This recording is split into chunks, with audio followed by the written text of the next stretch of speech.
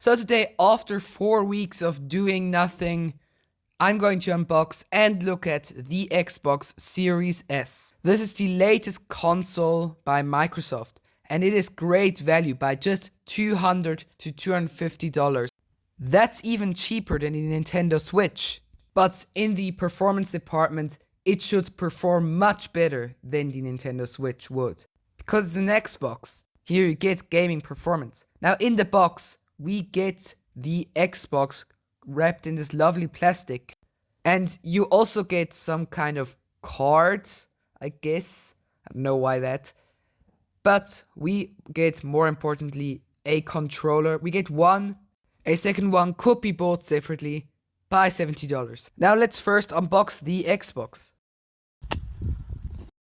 Something you will immediately notice is how small and light it is for a full fat Xbox. I mean, look at the Xbox Series X, it's a flippin' fridge. It's about 40% smaller than its predecessor, and that one was already small.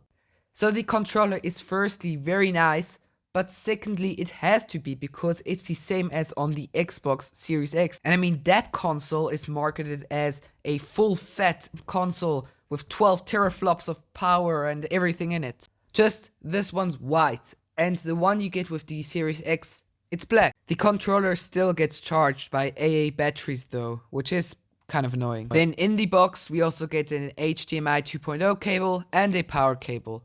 Now looking at the Xbox, something about it just reminded me of the Huawei Mate 40 Pro, a flagship from Huawei.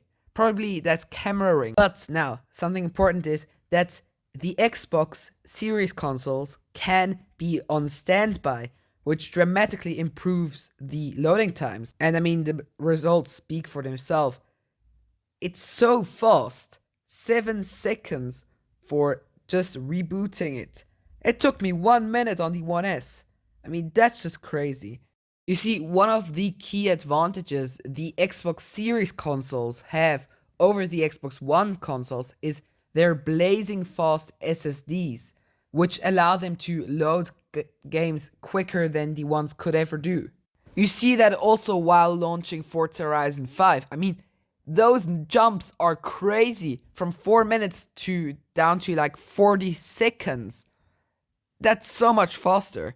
So we loaded the game in 41 seconds, which is so much faster. I mean, this is a genuinely good option if you're an impatient person. You should buy this. You know what's also an option? I mean, subscribing to my channel. It's there. Well, if you enjoy my videos, why wouldn't you? You see, I'm also trying to get to 100 subscribers by the end of 2022, and that only works if people subscribe. So if you enjoyed, I mean, a sub would be really appreciated. Okay, so now we have the loading times of both consoles. Let's compare them. So here's the list.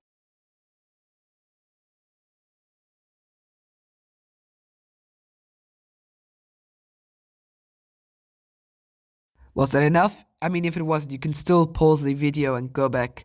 So now, let's move on.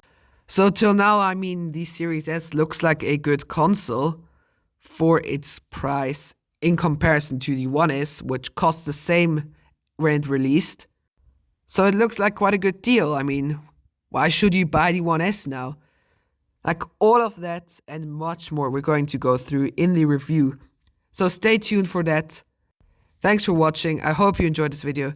And I mean, if you did, subscribing wouldn't be bad. Okay, bye.